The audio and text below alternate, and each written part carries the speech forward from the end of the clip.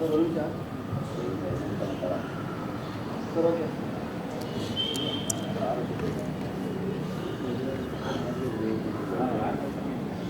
M Krishna ಅವರು ನಮ್ಮ ಮಧ್ಯೆ ಇವತ್ತಿಲ್ಲ ಅನ್ನೋದು ನಮ್ಮೆಲ್ಲರಿಗೂ ದುಃಖ ತರುವಂಥ ಸಂಗತಿ.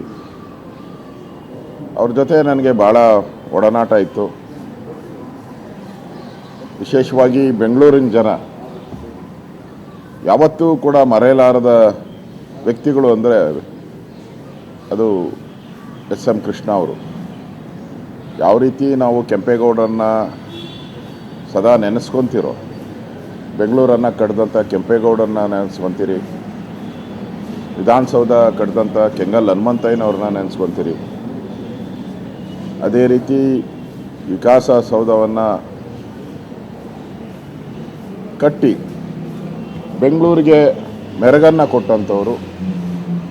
ಬೆಂಗಳೂರಲ್ಲಿ IT-BT ಬರಬೇಕಾದ್ರೆ ಮುಖ್ಯ ಕಾರಣ ಇವತ್ತು ನಮಗೆ ದೇಶದ ಆದಾಯಕ್ಕೆ, ಕರ್ನಾಟಕದ ಆದಾಯಕ್ಕೆ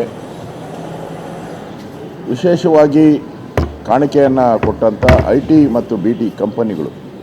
ಅವತ್ತು ಅಟಲ್ ಬಿಹಾರಿ ವಾಜಪೇಯಿ ಅವರ ಕೇಂದ್ರ ಸರ್ಕಾರ ಇದ್ದಾಗ ರಾಜ್ಯದಲ್ಲಿ ಎಸ್ ಎಂ ಕೃಷ್ಣ ಅವರು ಈ ಕರ್ನಾಟಕಕ್ಕೆ IT-BT ಕಂಪನಿ ತರೋ ಮುಖಾಂತರ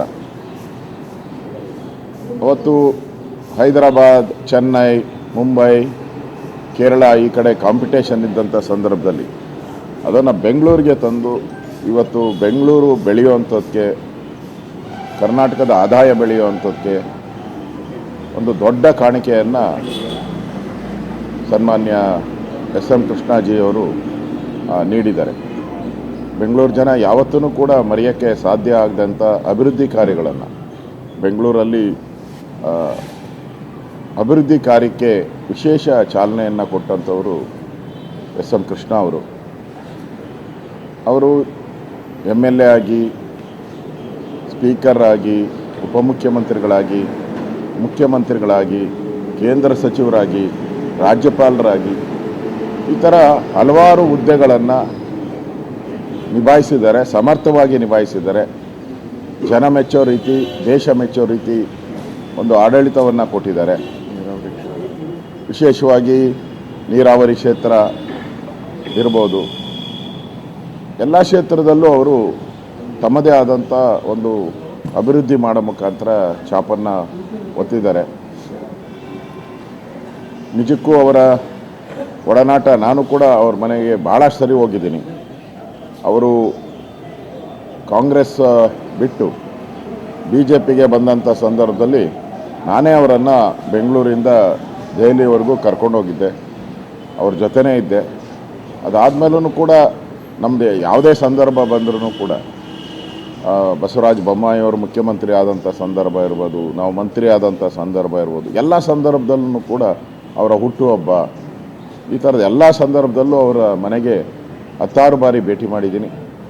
ಅವರಂಥ ವಾಗ್ಮಿ, ಅವರ ಮಾತುಗಳು ಕೂಡ ನಾವು ಡಿಕ್ಷನರಿಯಲ್ಲಿ ಹುಡುಕಿದ್ರೂ ಸಿಗಲ್ಲ.